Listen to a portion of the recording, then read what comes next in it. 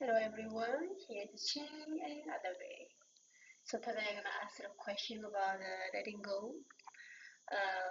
How does letting go allows us to live more in the present moment?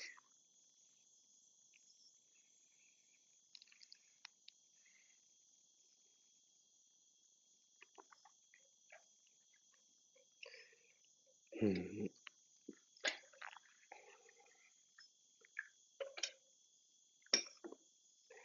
It's kind of like just the moment that I hear the question, I have this image that comes in, populates my mind, which is this old man carrying like a sack on his back with his clothes, another sack on the other shoulder with like his tools, another sack with his shoes, and another sack with like all of his relationships, another sack with his children, and then like strapped even to his back is his house, and he's got his car strapped to his back. He's carrying all of this stuff. Is this like kind of old crooked person with like boom the universe on his back.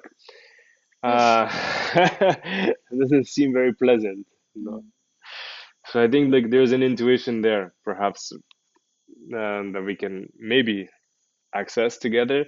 That the more that we carry, the heavier that we are, and the heavier that we are, the less that we can move, and the less that we can move, the more that we stay in place, and somehow that seems contrary to life, right? Somehow life implies movement, and um, and carrying more stuff seems to intuitively feel anti-life, right? And so in order to carry less things, we have to be adept at letting go of Mm. things, not only physical things, which I think we all have a lot of attachments to. We're just talking about how much we like our teacups and things, right? We love things. So letting go of things probably makes us lighter, probably more conducive to life. Now there's this link, right? It's like life and presence. Like what is it presence even? Ooh, right? So presence is just being here, right? Like being able to really be here in this moment. And what does it mean to be here in this moment? It's to be aware, right? It's to like really be in the fullness and the richness of this moment with the awareness that this moment is unique. It's perfect in exactly the way that it is. It will never repeat itself ever again. It has never happened in the past history of existence and will never happen again. So right now is a perfectly unique moment. Wow, we have a finite number of them that we get to experience in our lives. This one is no different than any other of them. So this moment is fantastic. How can I be in the richness of this moment as it unfolds? Can I like really see the light as it comes in? Can I appreciate the color of your lips? Can I like, enjoy the flower on the table? Even like the sound of the crickets, the sound of my voice echoing in the room. Can I just be here, right? And sometimes it's joy and exuberance and da da da. But sometimes there's fear in the present moment. Sometimes there's worry in the present moment. I'm worried about my car because of the rain, and I parked it in the river, and the water came out. I'm worried, and that's great. That's just as rich. It's just as there's a richness in that worry that is no different than the richness that there is in the joy and the celebration. Yes, like the color, the tone might be different. And the volume might be different, but it's still just part of the soundscape of the present moment. And so presence is just being here with all of it. And sometimes that's thought, sometimes that's feeling, oftentimes all of it, along with everything that I'm seeing and I'm smelling and tasting and all the sensorial juiciness and the internal, oh my gut is moving around, all the things inside. So this is kind of presence, maybe, right? Some amount of presence is there. And so somehow some of the things that we carry or that we hold on to sometimes or maybe oftentimes take us away from this moment. So how does that happen? Because those would seem like the kinds of things that letting go of would promote or promote us and provoke us to be more able to fully be here in this moment. So then how does that happen? What happens there? Usually it has something to do with many different elements, but oftentimes it has to do with something that happened in the past, right? So I have some past experience that somehow its left its fingerprint on me, and and it seems to come back again and again and again. And it's not just the memory of the experience, maybe it is, but it can often also be the emotion that's charged with that experience. It can be the fear or the anger, also the joy, because we can also be left fingerprints of joy, not only fear and anger, but joy, joy and hope, these things. So anyway, yeah, sometimes this experience or this memory or this feeling is what comes in, and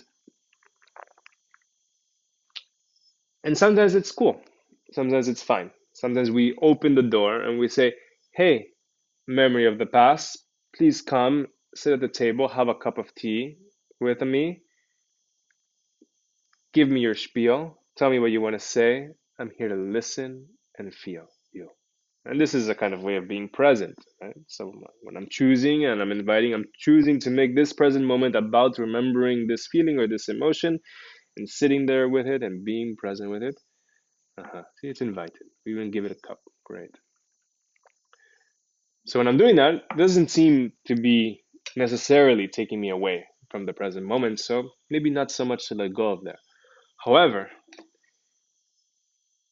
when this memory of me getting stage fright when I was 7 years old just barges in through the door and starts to scream and shout and make a mess everywhere, and it demands my attention, right? And then suddenly I go into it, whoa, where'd you come from? How's it going? Whoa, where have you been? Whoa, that hurts, that sucks. Oh, that's great, that's fantastic. So I'm there with it, but without my choice, and I'm certainly not here anymore. And so that can often be somewhat detrimental, right? So when that happens, I don't choose for it to happen, it just happens. This emotion, this feeling, this thought barges in and takes me away from the present moment without my choosing. And then I get stuck in this whirlpool or this swirl. I think of it like a washing machine. We get stuck in this washing machine. And then who knows? It's been 15 minutes, it's been 3 days. I finally come out. Oh yeah. Oops, I forgot to put away the leftovers or whatever it is. So in that moment, in that case, that does seem to take me away from the here and now. And I would venture to say that yes, having the capacity to tune that would invite would have support me to be more present in this present moment. So I can't really control who barges in through the door. So I can't control that charged emotion or that charged past experience is going to be here or not. I can't control that. But what I can control is the way that I react to it, right? So that I have power over. So this, again, the 7-year-old boy charges into the door and starts shouting. I can say, "Oh, okay, I see you. Thank you for coming. But not right now. You're not welcome here right now." And it's inside of me, in my body, in my being. I am the master. I get to make the rules of who gets to hang out there and who doesn't get to hang out there.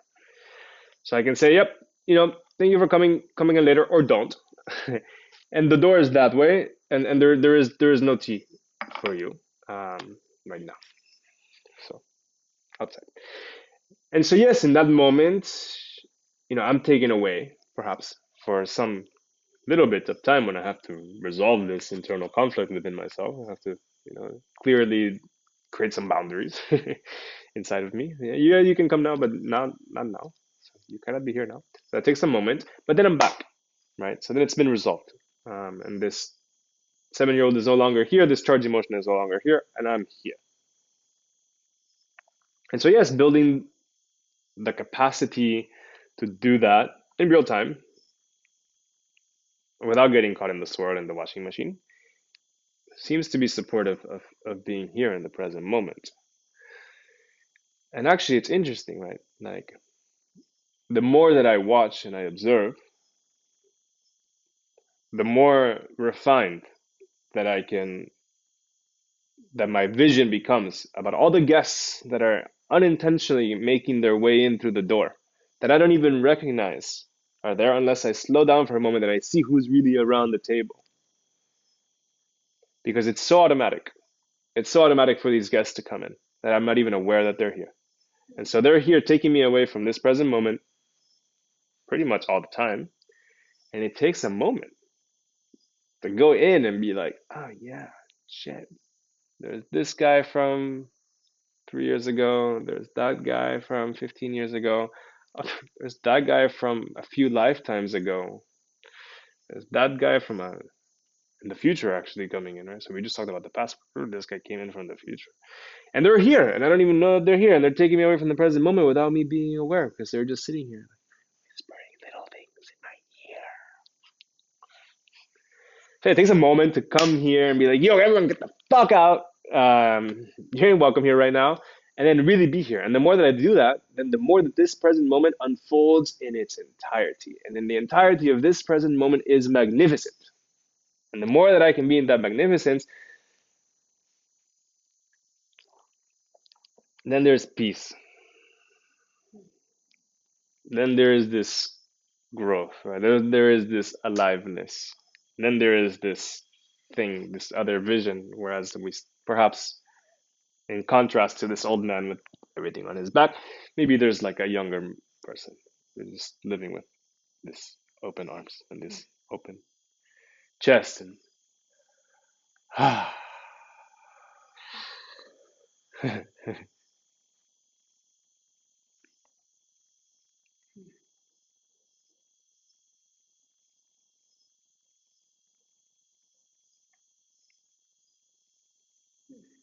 Thank you for sharing. Yeah.